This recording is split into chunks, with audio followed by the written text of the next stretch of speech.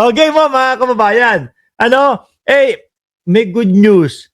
No? May good news kay Celis. Tingnan nyo si Celis. Ang sarap panoorin mga bossing. Isa doon sa prinsipe ng fake news. Bakit to prinsipe? Kung maalala nyo si dating Pangulong Duterte, yung kanilang hari, di ba? Yun yung nagpasimula sa mga DDS ng fake news. Di po ba? Eto po mga bossing.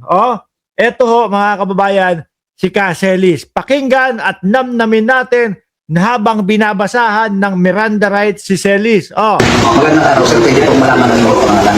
Ako po si Jeffrey K. Eric Celis. Jeffrey K. Eric Celis, mga bossing. Dating NPA na hanggang ngayon po ang galawan ay NPA. Si Eric Celis.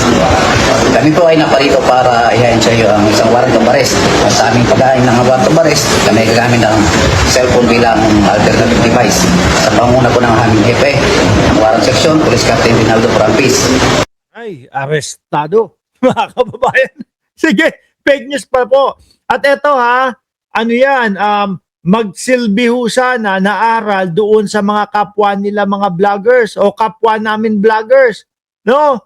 Na, sandali. Okay. Sandali. Dito ka muna. Halika muna. Halika muna. Magpakilala ka. Putang ina. Ayos. Alam yata. Narinig yata na naka-live na ako kaya nag-jacket. Okay. Ayan. Magsilbing aral ho mga kababayan doon sa mga vloggers. Huwag kayong mahilig sa mga fake news at yan ang mangyayari sa inyo, ganyan. Bagamat ho mga bossing, nakapagpiyansa si Celis, ay may kakaharapin pa rin hong kaso yan. Tuloy natin. Sa pamuno po ng aming sipsido, Police Lieutenant Kernel Edison Wano. Ako nga pala si Felix Chiparisgon, kasama ko si Tom Sabila, Christy Mislino at saka si Patulong Magkalianta. Kami ay naparito para ihain sa iyo ang warrant of arrest sa kasong inciting to sedition. Hindi lang pala libel, inciting to sedition pa yung kaso. Yari. RPC Article 142 na may criminal case number at QCM-26 na 01972-CR na inisyo ni Presiding Judge Edith. Tapos naalala nyo yung partner niya, yung tandem niya? Si Badoy. Si Badoy, nakita ko. Totoo ba yun? Hindi. Pangako ho. Hindi ko alam kung totoong si Badoy yun. Pero nakita ko nakaratay sa ospital May nakahigang ganun, Di ba? Sabi ni Shiro Kansaki, di pa naman siya convicted Pero yung kaso nila kay Atom convicted. Magbayad kayo ng 2 million kay Atom. Si Badoy ba yun? Totoo? Yung nakita ko doon sa mga kumakalat na balita, sabi, yan, pilit kayo ng pilit at palagi nyong sinasabi na si Ombudsman Boying Remulla ay matetegi na. Tapos nakita ko nakagano si Badoy, parang parang machuchugi na ho talaga, mga kababayan. Hindi ko lang sigurado kung totoo o baka in-AI lang. Nakita nyo, bumabalik sa kanila yung mga karma kung totoong talagang si Badoy ho yun. Alam nyo, ang sasama kasi ng ugali nitong mga ito. Pag hindi ho nakukuha yung gusto at kapag hindi yung mga iniidolo nila, yung nasa posisyon, pilit ilalagay, pilit paalisin kung sino yung aktibo at kung sino yung nakaupo sa pagka-presidente. Sabi ni Lusuanea, paano ko babasahin yan?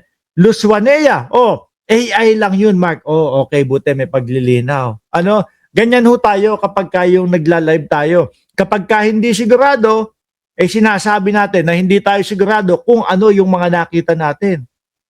Di po ba? Pero pagka ang mga nag-vlog niyan, yung mga DDS, ay naku po, paniwalang paniwala.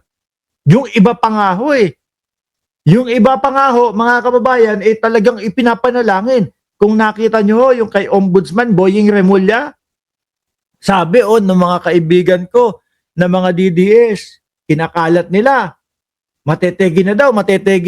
Ay, ang ginawa ko, pinag-i-screenshot ko ho. Pinagsesend ko kay Ombudsman Remulla. Bahala sila makasuhan. Di ho ba? Mahilig silang magpakalat ng mga fake news eh. Ganito ang mangyayari sa inyo. Lalong-lalo na ha, ang lakaran ho ng mga DDS, fake newsan ho.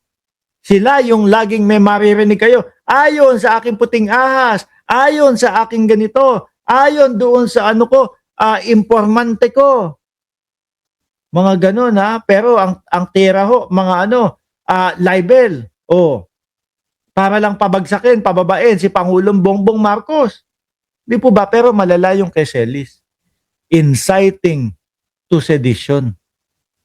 Dapat yata si Chavit din sumunod na dito. Sa tingin nyo, mga kababayan, si Chavit dapat sumunod? Ako tingin ko ho, dapat sumunod na si Chavit Singson dito. At ako, naniniwala ako, pati si Mike Defensor, yaan. Mga magiging kaklase ni Eric Celis, no? Hindi. Yun naman po yung mga isinisigaw nila lagi. Sedition mga kababayan. Sabi ni Ma'am Trexie Villa, number 1 daw. At si I.M. Batman, nandiyan na din. Tuloy natin to. G. Mina Aguba ng RTC Branch 100 Quezon City. Yan. Mag-fake news kayo ng mag-fake news, no? Para ang bagsak nyo lahat ay kalaboso, mga bossing. Bukod po dyan, no, sa napakagandang balita na ibinablog natin at nireaksyonan natin tungkol kay Celis, mga bossing, sabi ni Jordan G, iyak! At alam nyo kung ano ang isisigaw ng mga DDS na naman dyan?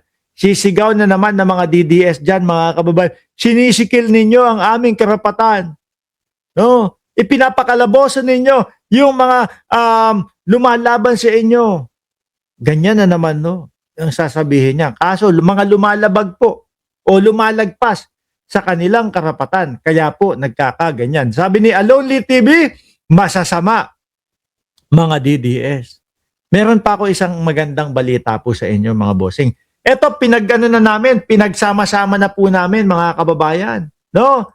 Para kung sakali man, kung kayo ay madayo doon sa mga vlogger ng mga DDS at tinanong kayo, ano nagawa ni Bongbong Marcos? Mayroon kayong masasabi. Mayroon kayong maipapakita sa kanila na pruweba. Wag ho kasi tayong gagaya doon sa mga DDS na putang inang mga yan.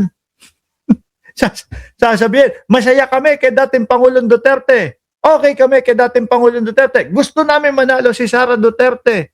No? Pagka tinanong mo, ano nagawa nila? Hindi alam kung ano isasagot. Di ba parang mga tanga? Duterte! Duterte! Ganunan. Pag tinanong mo, ano ba?